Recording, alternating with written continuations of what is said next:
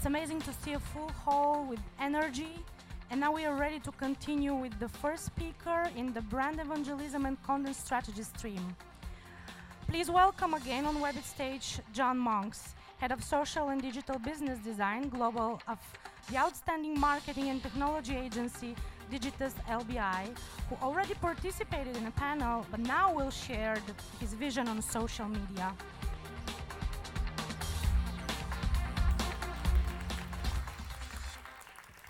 Thank you very much. Zdravej. Zdravej? Okay. My one and only word of your language, if you're from here. Thank you very much. Some of you may notice that there's a little bit of a change between the title that was billed when you got the agenda, which was something along the lines of, is the internet making being a teenager shit? Which was given to me, bequeathed to me by our chief creative officer who swears a lot. And that's not really my style, so I've changed that. That was the one swear word for my presentation. So I'd like to ask a question first. Could anybody who has children raise your hands?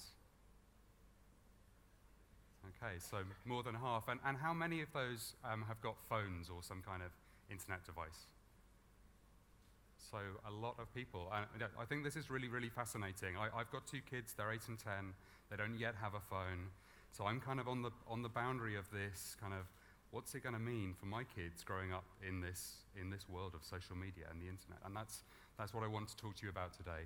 So I've got the way I've lined this presentation up is really to kind of go deep onto a very small little piece of light research that we've done, and then think a little bit about what that may mean for you as professionals or entrepreneurs or startup founders, and what it means for you as consumers and customers and citizens. So a tiny little bit of background. Thank you for my introduction. So yes, I come from a digital marketing and technology agency or transformation agency, which is called DigitasLBi, which is part of the Publicis group. And Igor made great reference there to the madman to mathmen. I love that. And as part of Publicis, another of these huge advertising behemoths, it's interesting to note that we're now more than 50% of the turnover is digital. Like, that's massive. So this is in an advertising network. So I'm not going to stand and go through my CV because I find that very boring as an audience member. I'm going to show you a very, very short clip, which is the closest thing to us banging our drum. Hopefully you'll find it interesting, and when I come back, you should have a view as to the kind of things we actually do for our customers. Maybe. Oh. Can someone?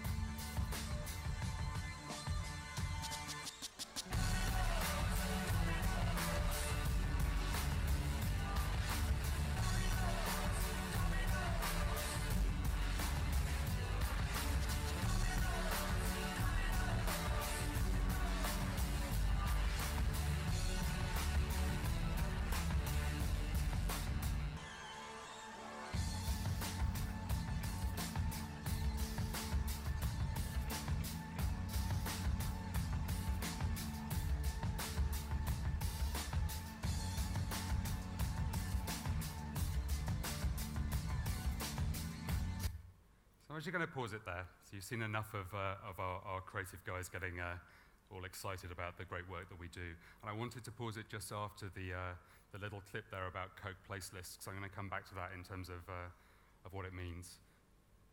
Okay, so the video is gone. What was on the screen there was a quote from Irving Wallace, who I absolutely love. He's an author and a film maker, and it's just a beautiful statement which reads, "Each of us can transform the world from one of monotony and drabness to one of excitement and adventure." So, and I think that that's kind of at the heart of what, people doing interesting stuff on the web and just in marketing and communications generally, that's kind of it. It's making stuff that's interesting.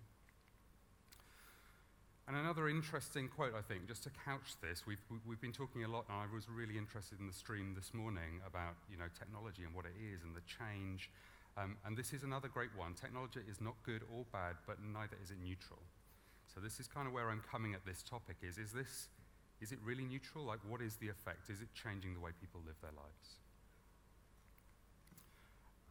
So the original presenter of this presentation was going to be my colleague and friend Fern Miller. So this is many pictures of Fern Miller, and there is actually second from the right on the bottom is actually a picture of me. So that it's not entirely divorced from my story. But the point about saying this was when we're thinking about young people, and it's very notable with Anne-Marie, we've been discussing, there aren't many young people here in this room. There are certainly very few of them up on the stage. So we have to be careful when we think about what young people like, that we're not really mistaking it. But what is true is that we have been young people once. And there are some things which we believe are kind of true, like youth has always been a time for experimentation. So this has been it.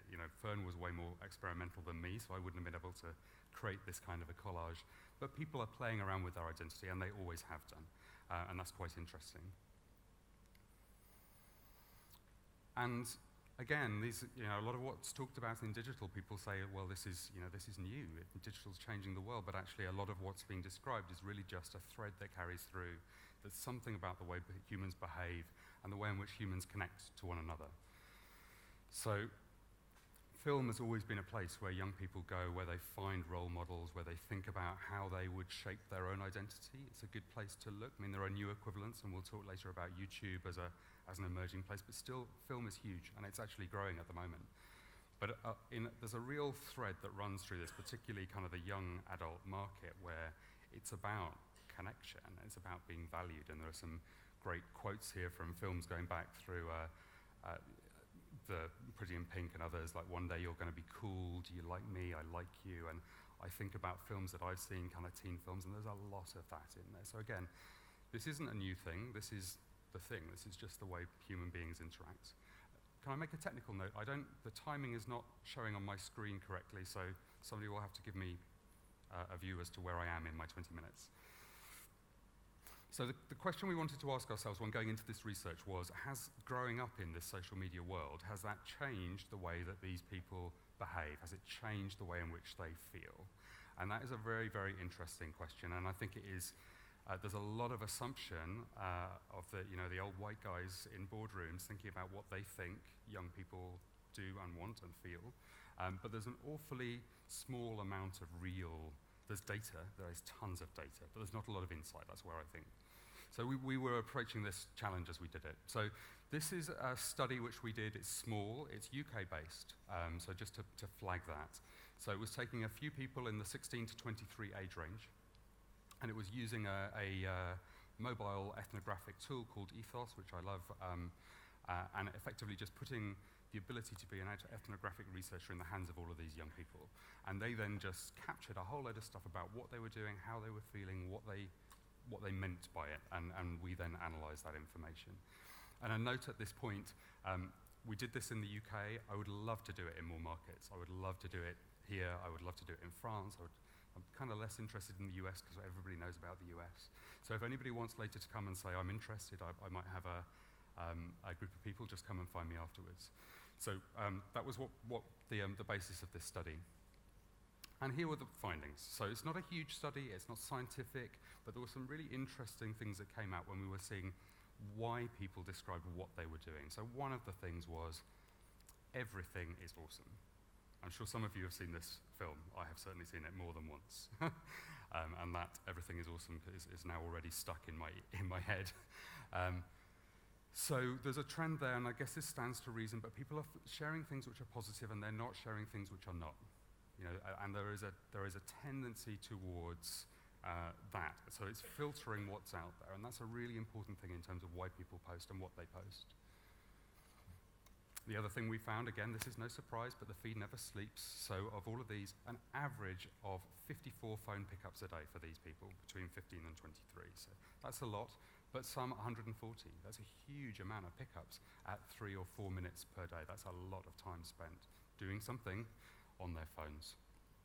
45% of that was social media activity, so we kind of know what that is. It's interesting to see what that is, because what we know is that the way in which social media is used by young people is not the same way in which I use it. I know that for sure. So that's interesting. And there's just some huge volumes going on there, really, really huge. And there was an interesting thing about why people, what people do to create and maintain their image. So this is a brilliant quote there from one of these people saying, I'm watching every sitcom. I think this guy's called Esteban. I'm watching every sitcom to build my following, like not because he likes the show, but because that's the way in which to build a following. And Molly, the woman below, the girl below, she was describing the physical sensation that she got when she'd posted something on Instagram and was waiting for people to like it. So it's really, really interesting, deeply emotional stuff here about kind of wanting to be liked. And actually for me, although the social media wasn't there when I was growing up at school, I remember very clearly the sensations of wanting people to like me. That's a very powerful emotion for a teenager. Another thing that came up very clearly was, everything is a question. Everything is posed as a, do you think this? What do you like? Do you agree? Everything's a question. I'm interested to know from many non-English speakers in the room, I believe a big part of that is because the American English intonation turns everything into a question, doesn't it? Everything ends like on the upbeat. So I'm wondering whether this translates particularly into kind of non-English speaking. I'd be interested to find that. But nonetheless, the medium creates this need to answer questions. So not only are you posing questions, it's requesting an answer. And that, again, is a very, very interesting thing. So what that tells us, then, is that these people are growing up, all these young people who are our kids or about to be our kids or our friends' kids, they're growing up in a world where they are living with an audience. So everybody can experience that. Most people will remember moments at which you've kind of put yourself slightly out there. I certainly do, from being made to do uncomfortable stage performances at school, which I seem to have got more comfortable with. And that's now becoming a part of life. And not only is it becoming a part of life, it's 24/7, it's 140 times a day. And what's very interesting about this, and this I think was where Chris's idea about it making life shit is, that is being systematized. That is the machine delivering that. So where you might be able to kind of be a little bit shy or not put yourself out there or stand in a certain place in the playground, this is now changing that. There is machinery behind the internet, behind the social platforms, that's kind of making sure that people are always there thinking about their audience, and that's very interesting.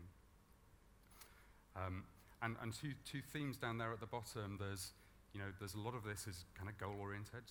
People are using it as motivational tools, and there's also one which is about what is good is starting to be defined by the reaction you get to a thing very quickly. It's like, was that good? Did you like it? And you'll get that reaction very quickly. So I think there's this idea of a shifting perception of what good actually means to these people. So I boiled that down, and then my big thought here was, like, the world has changed in some way, and this isn't entirely universal, but kind of the nice big thought out there is, if you're a nice person, people will like you. That's what my mum told me. You be nice to people and they will like you and they'll be nice back.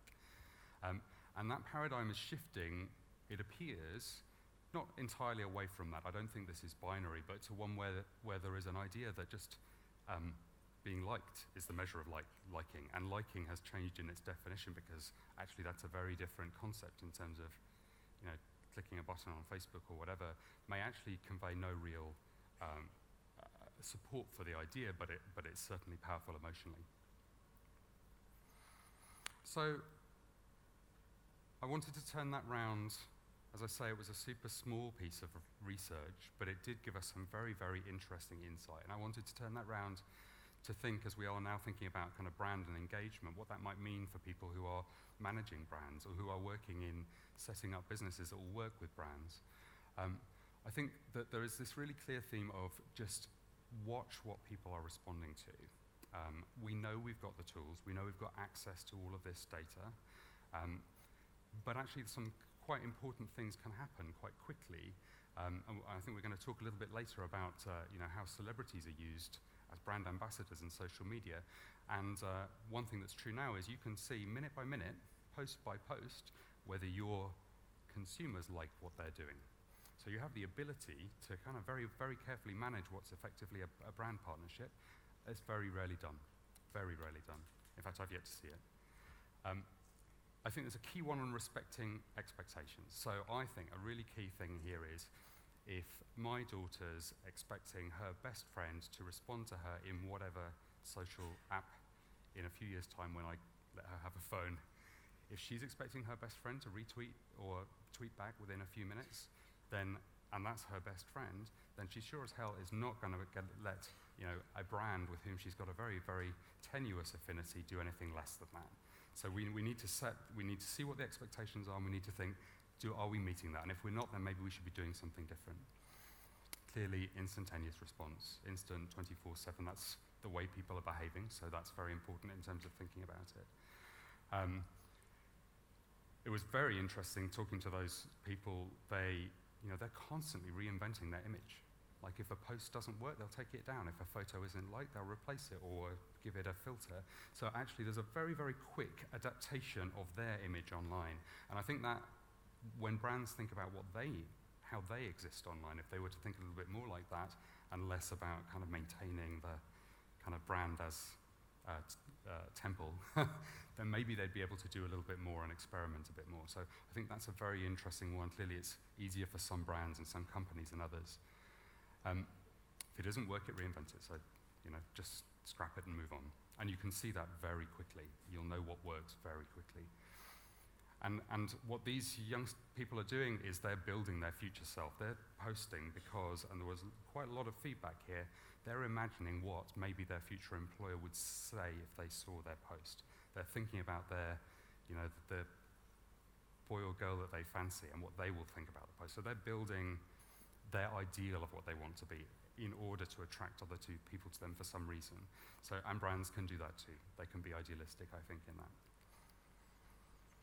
So, the question posed at the beginning was, is the internet making life as a teenager shit? And I think that I can only speak from my own experience, and in some senses, being a teenager was shit. And I think it is for everybody, because it's a hard time when people go through big changes.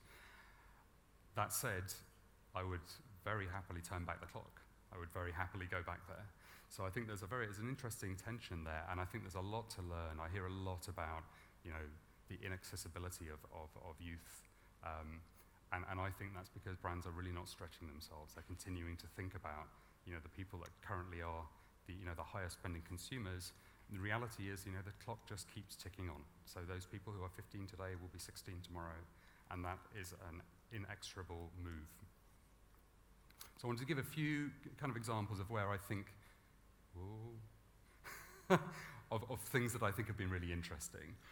One, so I think this use of data is really, really interesting. This is from Netflix. Like Netflix held up as one of these brilliant success stories of the internet, and the amazing use of data and what I'm sure must be half fact, half fiction of using analytics to choose Kevin Spacey in House of Cards. I still believe that was probably decided by a director, but nonetheless, a really good story there. But what was interesting about that was that's a use of an awful lot of data about subscribers. So huge, deep knowledge about the people that already buy the service. no knowledge really about the people that they want to buy the service. So now that they're starting to have to compete very fiercely with Amazon Prime, for example, and many others, they're having to think about that. How do they get audience engaged? And key to that is going to be recruiting young people. And so in doing that, what they've done here, which is quite good, is get some kind of playful, asking questions, getting some more information, integrating it into social data, because actually these people already have put loads of information about what they like and don't like on the web. You just have to look for it. So I think there are some quite interesting ways that brands can play with that. And I think this was a great example because Netflix is seen as being this brilliant example, and really they are still learning. Like, it's still a learning curve for them. Second one was CocaCola. This was in the show reel that I started playing earlier. So this is a thing called place lists. It's effectively a partnership between Coke and Spotify. And the idea behind it is that users of this service, they download the app, they get a Coke app, Playlists app, they get delivered content, so they get music, they just get given stuff.